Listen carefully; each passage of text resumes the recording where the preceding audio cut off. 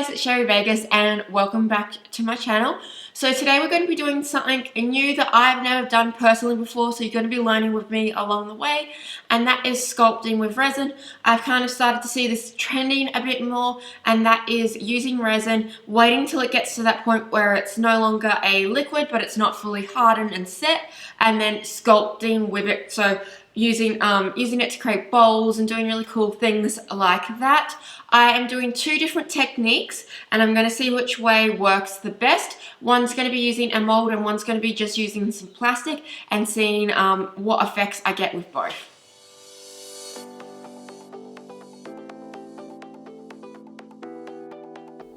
The colours that I'm using today is silver from RESIN.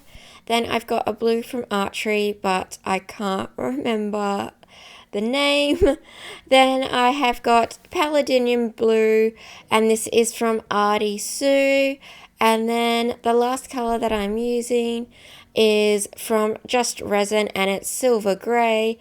And then I'm also going to be using some silver leaf and also some mirror chips in resin. My first technique, I am using the Shattered Shapes silicone mold. I highly recommend these molds if you are looking for a high quality silicone mold. I will link all the details below, but I'm just giving it a quick clean out with some tape to get any of like little dust and dirt, because if I leave it in, it's going to set into the resin. Then I've just used some mirror chips and I've placed that in the resin, and I'm going to place that in the center. And then I'm going to be putting clear all around that. I'm just using a casting resin today. One, because it produces less bubbles, which is the goal for this, because you will see them. And two, because it's a bit sturdy and I am going to be sculpting with this resin, so I really do need it to be a bit tough. Then I'm just adding my coloured resin down along the outside of the edge. So I decided to do one side with more navy and one side with more of like the lighter blue, just because I thought it would be really cool, just to sort of have one side darker and one side lighter when I do go to sculpt it, and just layering up the resins over the top of each other, and that way I'll get some really cool patterns, because one of this is a tint, one of them is full pigment, and one of them's like sort of semi opaque, so that way I'll get some really cool patterns with all of that. And then just using a heat gun to get any of like the little micro bubbles, but there wasn't really many. And then I'm going to leave this for about 3 hours, maybe more. I'll just come and keep checking on it and seeing when it's ready to be moved. But I was really happy with how this ended up looking.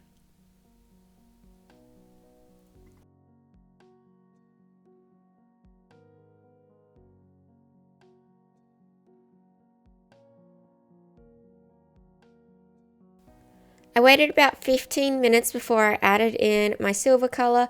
This silver is called aluminium and it is from RESIN resins. And I just wanted to wait a bit before I add it in, because sometimes I find like metallic pigments, powders, they disperse quite a lot, and I didn't want it to just fully go throughout the whole of this piece. For my second technique on how to sculpt with resin, I'm going to be using the sort of plastic method, like the plastic sheet method.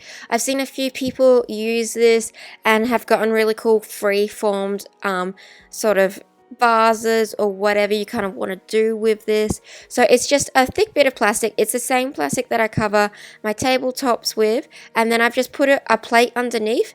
The plate's important because it stops your resin just from fully dripping off. If you had your plastic just on the table, you'd find your resin would just expand and drip off. So the plate keeps it all in the center.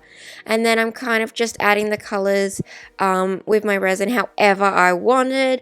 I had no rhyme or reason with this. I just kept pouring and placing them down because I wanted this to be super abstract and free-flowing and just create some really cool patterns.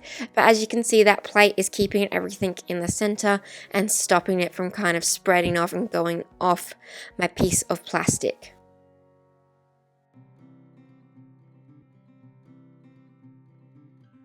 Okay, so we've got both of them poured. We just need to let them sit for a bit. I think this is going to take longer than what it normally takes in summer just because it is cold here.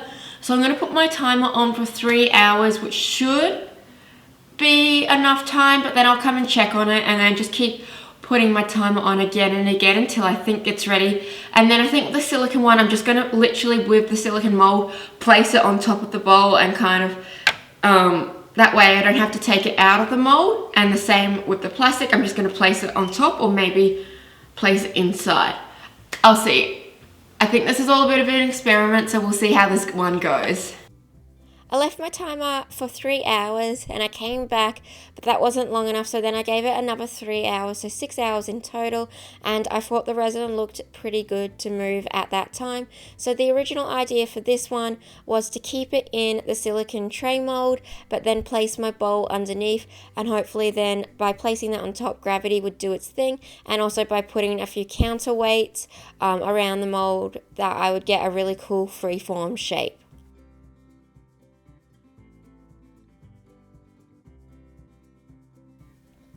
Then with my second test run, I thought it might work if I placed it inside the bowl, and it would create some really cool shapes, especially because this bowl is like already unusual shaped, and because the plastic is a lot more movable and bendable than the thick silicone tray mold.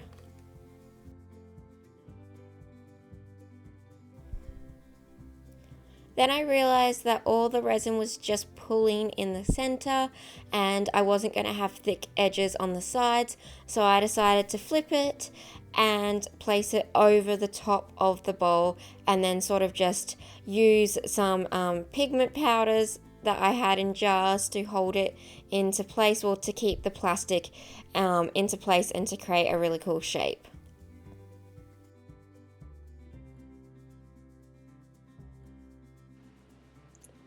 Disaster has struck. This resin must have just been still too malleable when I did move it, and now it's like run over the edge, and this one as well. It's all poured down the edge. I thought like that 4.5, 5 hours would have been long enough, but clearly not in this weather. So that was a tad bit of a fail. So we're going to be doing it a take 2, but I did learn a few things from this. And the first thing I learned from this was one, because it's so cold here, it's taking longer for the resin to actually like get to that perfect spot. And I did put my timer on and I did check it and I thought it was, but obviously it was still just too soon. So I'm gonna leave it for longer this time around. But also, because I just put the silicone mold over it, what I've realized now is because it's now at that perfect spot, I was able to peel it out of my mold, and I've now placed it over my mold, and it's given me a way better shape. So I'm still going to see if I can save this one. It is not perfect, but I think it still will look really cool once it's done, because it's meant to be a bit like free-formed. So that's what I'm going to do this time around, is I'm going to leave it in the silicone mold until it's like able to be pulled out but still got that real flexibility, and then place it over my bowl. So I'd probably leave it. I think with this temperature, it's like, I think it's -10, not -10, it's below 10 degrees at the moment. I think I'm gonna leave it for probably 8 hours, maybe even 10. I'm gonna check on it, and then once, if I can pull it out of the mold, then that's when I'll know it's time to put it on top of my bowl. So that's something I learned. And also too, because when I put it on top of the bowl, because it was like all the resin stripped down, as you saw, all the crystal chips then weren't covered anymore, because obviously in the mold it was perfectly like level, and so the whole surface area had the same amount of resin, and so the crystal chips were covered. But then when I put it over, and because it was too soon, the resin's kind of like poured down, you now can feel the crystal chips coming up through. And so now if I was to then use that as the bottom, it's not going to be even. So I've learnt that as well. So I'm going to leave it in the mold and wait for it to be like fully perfect, because the edges on this are super thick, and then the top's really, the bottom of the base is really thin. And that goes the same with my little one on plastic. So I'm going to leave them, I'm going to do them again, I'm going to leave them for ages until I can actually peel them off, and then I'm going to wrap them around my bowl. Okay guys, it is take 2 this time. So I have decided to mix up the colours. So I have got a rose gold glitter, and I think this one is from Colour Passions. Then just my clear resin again, and then I am using a just resin, I think it's Dusty Pink, and I've also got rose gold from Elichem Resins, part of their resin tint range. And then that reddy colour is Sangria from Artie Sue. And I am just pouring this all around just to create a really cool and pretty pattern.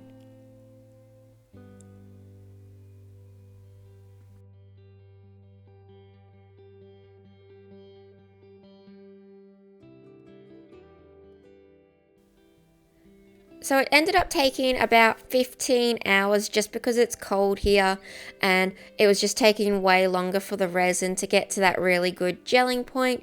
But as you can see, it's still got flexibility, but I'm able to move it out of the mold. I did grab a large bowl to use, but then I did move down to a smaller bowl because when I did place it over the top, I realized that the bowl was just too big to kind of wrap around. But you can see the resin is willing to bend and move around. And then I just used a little bit of heat just to help me bend it into shape. The heat just kind of made the resin that little bit more malleable, so that way I could sculpt it a little bit more. Okay guys, so we know this one was a bit of a fail, and it stuck the pigments that I was using to kind of like shape it together. This would work if I did leave it for longer.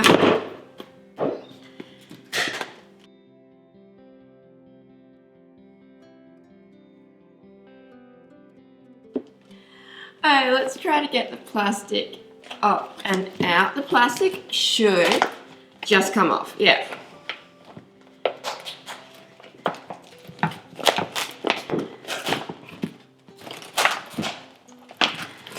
So what I found out from this one is it would work if you left the resin for long enough. So because it's cold here, I misjudged how long the resin would actually need before I moved it, because normally in summer, like, resin can set within hours here, and I gave this about 5 hours, and clearly it wasn't enough, because when I did sculpt, like, push it on, it wasn't moving, but obviously over time.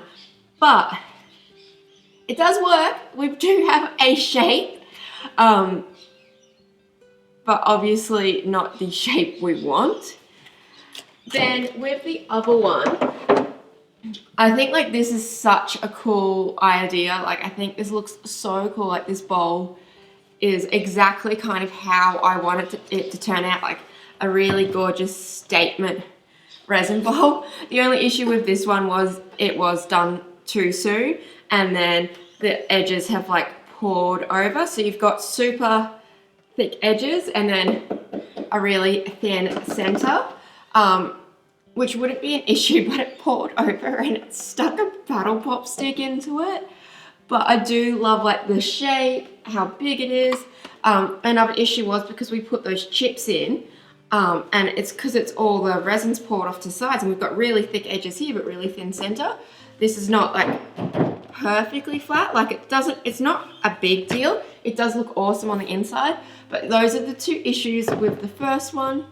Now we've got our second one that we did, and this one turned out, because we fixed our mistakes. I think this is absolutely stunning. Like, so sparkly on the inside and then so pretty on the outside. It sits flat. This is a great centerpiece bowl, and I use different colors. So I really like the silicone mold method, where you then peel it off. I find like you get a really symmetrical piece, and it's the same thickness the whole way around. We just left it for longer. So that was the big mistake on this, that I moved it too soon. So I found I ended up leaving this for about 14 hours before I actually did move it. And also too, because I think this is a thicker pour than if you just did it on the plastic, it does need longer. Because you're doing it on the plastic, it's actually a lot thinner, so it doesn't need as long. But because we did pour like 600 mils into that, so it is decently thick the whole way around, that it does need that like extra hours. And I did not think it would take around 12 to 14 hours before I could peel it out, because normally it's way before then, but because it's so cold. But I've got to say, I absolutely love the silicone mold technique, and you could use any mold. Like I've used the shattered shape ones, which I highly recommend. They're really good quality molds, but you could use any molds you find, and you could do whatever size too. Like this is obviously quite a large, like meant to be a statement bowl, but you could even use like coasters and then put them over like little egg cups and or shot glasses and make like little tiny dishes for whatever. Like you could really go and do whatever you wanted, whatever size you wanted. But I really love the silicone technique. Saying that, this technique can definitely work if you don't have a silicone mold to use. You just need to leave it for so long before you go and move it, just because otherwise you're going to get this where the resin's just pulled and it's going to be really thin in some parts. But it is a really cool like 3-formed shape, so I definitely think that can be worked. So if I redid that again, I'd definitely leave it for longer. But I just love this because this looks super professional, super lovely and really custom. Like I've never seen another bowl like this. And also too, you can shape it however you want it. So I put like a circle and then I put another circle there, so that way I got sort of like not a perfect circle, like more unusual. What's the word? Asymmetrical, is that the word? Yeah, so I just used a silicone thing and then just put another, so that way it would shape around it. But if you wanted it to be like, this one was just the bowl, and you can get some really cool shapes with it. So this method definitely works. A little bit of trial and error, but I hope you guys enjoyed this video. I really enjoyed making it. It was so much fun. And I hope you guys like me showing kind of the, not so much mistakes, learning curves, to this project, so that way you guys don't have to do it and waste as much resin as I did. I think this bowl is definitely savable. I'm just gonna like get a saw or something and cut these bits off, cut this paddle pop stick off, and then I think it is actually still savable and really cool. This one is probably going to go in the bin once I get my pigment back off it. If you like this video, please give it a big thumbs up, as that helps me out and lets YouTube know to show this video to more people. If you're new to my channel, please do subscribe, as I post new videos every week, all to do with like art, craft and DIY, and I specialize in resin. And if you haven't already, hit the notification bell, because that way you get notified every single time I do upload. I want to know your thoughts below. Have you tried this before? Do you have any techniques that would help in this? Please leave it in the comments below. Thank you guys so much for watching.